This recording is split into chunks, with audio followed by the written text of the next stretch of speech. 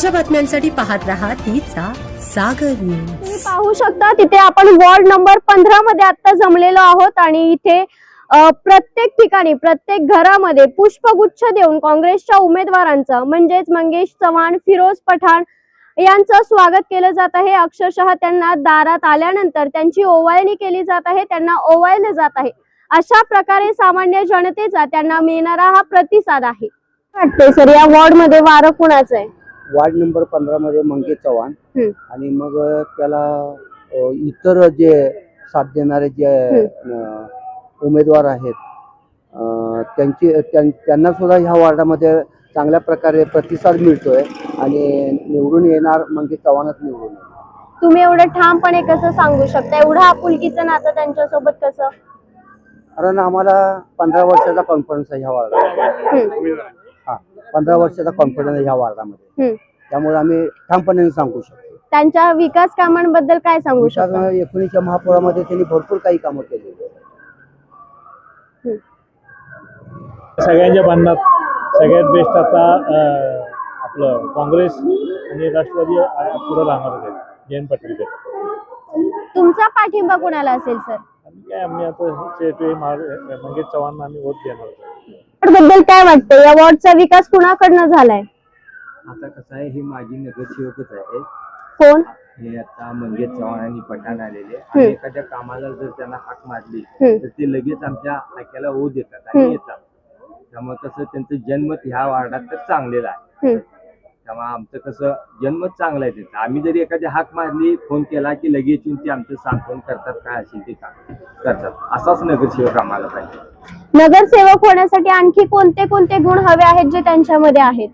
त्यांचा एक गुण असा चांगला आहे, म्हणजे हाक मारली की येणं हा एक त्यांचा चांगला म्हणजे मोठा हे आहे।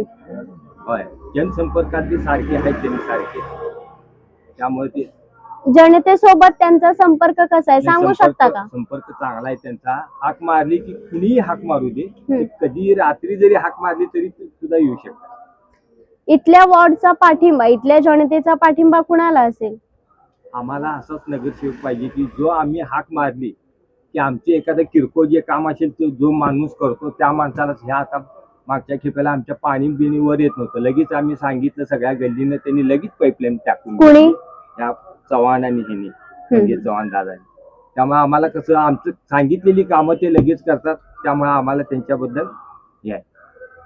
तुम्ही सर प्रचारासाठी सामान्य जनतेला भेट देत आहात, प्रत्येक घरात जाऊन चर्चा करत आहात, कसा प्रतिसाद आहे या भागातून? अतिशय चांगला प्रतिसाद आहे। 2-3 इलेक्शन पेक्षा या वर्षीचा प्रतिसाद एकदम चांगला आहे। प्रत्येक लोक आम्हाला घरात ओवळतात किंवा साखर भरवतात, कारण तुम्हीच आम्हाला परत आणि पाहिजे आहे ते त्यांच्याकडून भावना आम्हाला समजून येते। सामान्य जनता कुणाला पाठिंबा देणार, काय निदर्शनास आलं? सामान्य जनता या वार्डामध्ये पूर्णपणे काँग्रेसच्या पाठीशी पहिल्यापासून राहिलेली आहे आणि इथून पुढेही राहणार, हे आम्हाला इथं स्पष्ट दिसते।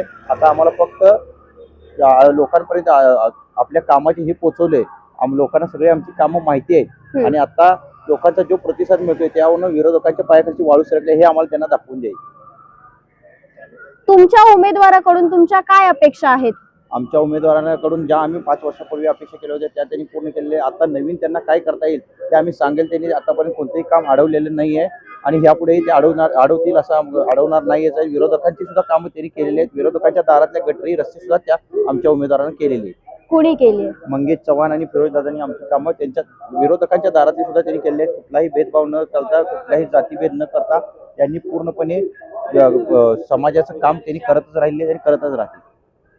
काका, या वॉर्ड मध्ये कुणाचं पारडं, कुठल्या पक्षाचं पारडं जड आहे? या वॉर्डामध्ये काँग्रेस आणि राष्ट्रवादीच्या त्यांचं पारडं जड आहे। तुमच्या भागात कुठले कुठले उमेदवार आहेत आता? आमच्या भागात मंगेश चव्हाण, फिरोज पठाण, यमगर आहेत, विक्रम सावर्डेकर आहेत। तुमचा पाठिंबा कुणाला असणार आहे? आमचा पाठिंबा काँग्रेस राष्ट्रवादी यांना आहे। उमेदवार मंगेश चव्हाण, विक्रम सावर्डेकर, फिरोजभाई पठाण, यमगर यांना। यांच्याकडून कुठली कुठली विकास कामं झाली तुमच्या भागात? त्यांनी बरेचसे जवळजवळ गेले 6-7 वर्ष चांगली काम केलेलं आहे। लोकांचा संपर्क चांगला आहे आणि कुठल्याही समस्या त्यांना जाण आहे। प्रत्येक वॉर्ड आणि प्रत्येक माणसाची नाळ जुळलेली आहे त्यांची। त्यामुळं त्यांचा जनमत चांगलं आहे. जनतेशी त्यांचा संपर्क कसा आहे? जनतेचा संपर्क तेच म्हणजे नाळ जुळलेले असल्यामुळे सगळ्यांचे संपर्क चांगला आहे आणि कुठेही ते अवेलेबल होतात. सुखदुःखाच्या याला, दवाखान्याच्या वेळेला, ॲक्सिडेंटच्या वेळेला कुठेही ते आपल्याला ते अवेलेबल होतात. काही लोकांचं असं म्हणणं येतं की नगरसेवक फक्त निवडून देण्यापुरतेच येतात, आश्वासने देण्यासाठीच येतात. सगळी लोक काही सारखी नसतात. हम्म.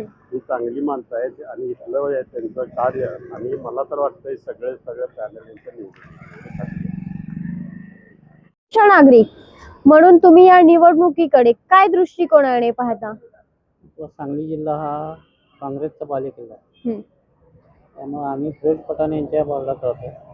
त्यामुळे आजपर्यंत काँग्रेसलाच आम्ही साथ देत आली. याच्यापुढे बी काँग्रेसलाच साथ देतो.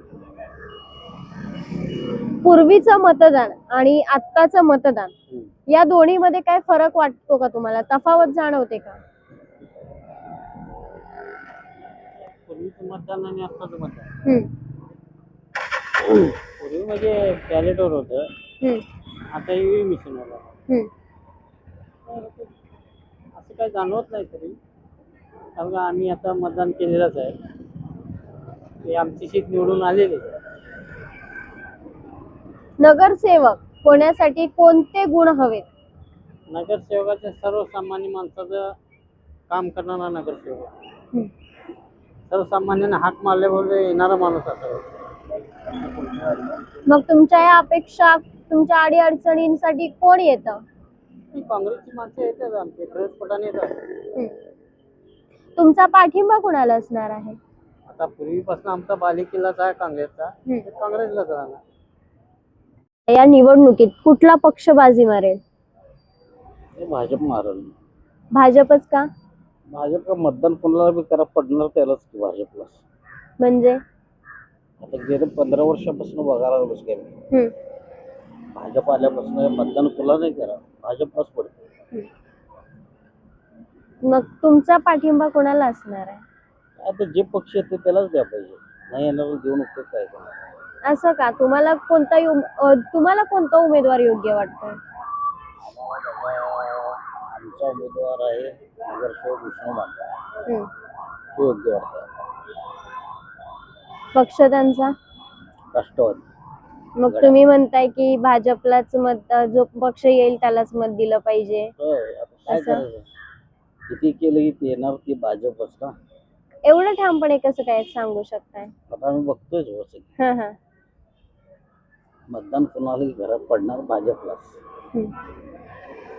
मग हे चुकीचं आहे की बरोबर आहे? चुकीचं आहे. मग याला रोखण्यासाठी काय केलं पाहिजे? तर काय आमच्या हातात काय, तुम्हाला काय वाटतंय, काय हालचाल झाली पाहिजे? हालचाल झाली पाहिजे म्हणजे पहिल्यासारखं मतदान झालं पाहिजे. पहिल्यासारखं म्हणजे? असं हे हातानं हम्म. टाकायचं, ऑनलाईन बंद. हम्म. घोटाळा कुठं तर थांबणार. हम्म. बाजी मारेल? पक्ष कुठलाही बाजी मारू दे, काम करणारे आपल्याला नेते हवे. पहिली गोष्ट, कुठलीही जाती भावना, जातीभेद निर्माण न करणारे असे राजकीय नेते हवे. आणि राहिला प्रभागाचा विचार, जे काही पब्लिकची मागणी आहे किंवा डिमांड आहे किंवा वाटतंय आपल्याला असं करावं तसं, जेव्हा केव्हा आम्ही त्यांच्याकडे जाऊ त्या अपेक्षेने त्यांनी आमचे कामं करून द्यावी. हे एक म्हणजे पब्लिककडनं एक अपेक्षा असते. कोणी जात नाही जास्त करून, का जात नाही? नेत्यांकडे आता मतदानासाठी ते आपल्याकडे यायला लागले, तसं आपण त्यांच्याकडे जेव्हा जातो तेव्हा ते आपल्याला भेटतात का नाही याची गॅरंटी जास्तीत जास्त कमी असते. आणि जेव्हा भेटायला जाऊ तेव्हा आपली भेट व्हायला पाहिजे. भेट झाल्यानंतरच आपलं काम होणार आहे ना. नाहीतर मग काय म्हणणार आहे ते की भेटूया, भेटल्यानंतर मग करूया. आपली भेट व्हायला पाहिजे. असं कुठल्याही पक्षाचा नेता असू दे, त्यांनी आपल्यासाठी स्वाभिमानाने काम करावं. स्वाभिमानाने एकदम म्हणजे बिलकुल जेव्हा बी आम्ही जाऊ, जे काय आमची मागणी असेल प्रभागामध्ये, गटाराची असेल, अनेक म्हणजे स्मशानभूमीची काहीतरी असेल किंवा रस्त्याची असेल, अनेक अडचणी आहेत. आता दिव्यांगाची अडचण आहे. आता बऱ्याच दिव्यांगांना आमच्या इथं, माझा स्वतःचा भाऊ 42 वर्षाचा आहे, अजून आम्हाला पेन्शन मिळालं नाही. गेल्यानंतर कामं होत नाहीत. बऱ्याच वेळा त्याची म्हणजे हेळसांड होते, कागदच कमी आहेत, नाहीतर त्या कागदाची मुदत तर संपलेली असते.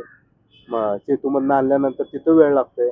तिथं सिस्टीम स्लो असले की परत ऑफिसकडे गेल्यानंतर तिथं फार वेळ घेतात. असं कुठल्याही कामात प्रभागाकडून आपल्या हक्काच्या नगरसेवकाकडनं गेल्यानंतर काम व्हावं आणि राजकारण बाजूला ठेवून समाजकारण म्हणून करा, हे त्यांच्याकडनं आपल्याला हक्काचा नगरसेवक म्हणून तुम्ही कोणत्या चेहऱ्याकडे पाहता? हक्काचा नगरसेवक जर म्हटला तर तसं आमचे खास म्हणजे फिरोजभाई पठाण. आमचे आहे. मग तुमच्या या अडचणी त्यांच्याकडून सुटल्या नाहीत का? नाही सुटलेत की, पण अनेक जण असे न जाणाऱ्या लोकांची मी तुम्हाला सांगतोय की बाबा असं वाटतंय ना की आता मी फक्त कामासाठी त्यांच्याकडे जातोय, मी त्यांना मत केलंय नाही केलंय, पण त्यांच्याकडे मत केलं तरी त्यांना काम करून दाखव, नाही जरी केलं तरी त्यांनी काम करून दाखव, आणि करणार ते फिरोजभाई पठाण आमचे एक नंबर माणूस 100% करणार. काय वाटतंय दादा, या वॉर्ड मध्ये कुणाचं पारडं जड असणार आहे? पारडं काय आता कोणाचं कोण ज्यादा हे करेल त्याच पारडं जास्त आहे. तरी पण काँग्रेसचा हे जास्त वाढायला आम्हाला काँग्रेसचा. प्रचाराचा जास्त. कुठल्या पक्षाकडून कामं झालेत तुमच्या भागामध्ये? आमच्या भागाकडनं तर आमच्याकडनं काँग्रेसकडनं झाले कामं जास्त. उमेदवार फिरोज पठाण, अजून फिरोज पठाण, मंगेश चव्हाण यांनीच हे दोघेच. दोघेच. या दोघांबद्दल तुमचं काय मत आहे? दोघंच चांगले नगरसेवक आहेत, हा. काम बी करतात, बोलायला येतात आणि काय नाही एवढंच. आणि यांच्या विरोधात जे उमेदवार आहेत त्यांच्याबद्दल काय सांगा? त्यांच्याबद्दल काय शकत नाही आपण. आमच्या वार्डात आता 15 वर्ष हेच आहेत नगरसेवक, त्यामुळे आम्हाला तर बाकीच्या काय माहित नाही. पक्षाकडनं कामं निवडून येतील त्यांना द्यावं. हा, आतापर्यंत कोणी विकास कामं केली इथं? काय पटांचं आहे ते आहे, थोरात आहेत, हा. मंगेश चव्हाण. मंगेश आम्ही फोन करतोय, येत्यात जात्यात त्याचा प्रश्न नाही, पण हा हे व्यवस्थित करावं एवढं मंगेश चव्हाण या उमेदवाराबद्दल तुमचं काय मत आहे? मग आमचं काय नाही, चांगलंच आहे सोडा. इथं आहे ते जरा जास्त पटांचं येतात, थोरात असतात. थोरातनी पण परवा म्हणल्यात गणेश नगर हे झालंय म्हणून मंजूर झालं. एवढंच आमचं काय अपेक्षा नाही आहे. आणि हे मोठ्या गाड्या यायला जायला रोड कमी, सगळे आतच असते, ते जरा पार्किंग बिर्किंग कुठे तर बाजूला करून द्यावं की, आहे का नाही? दुसरं काय आमची इच्छा असते सांगा.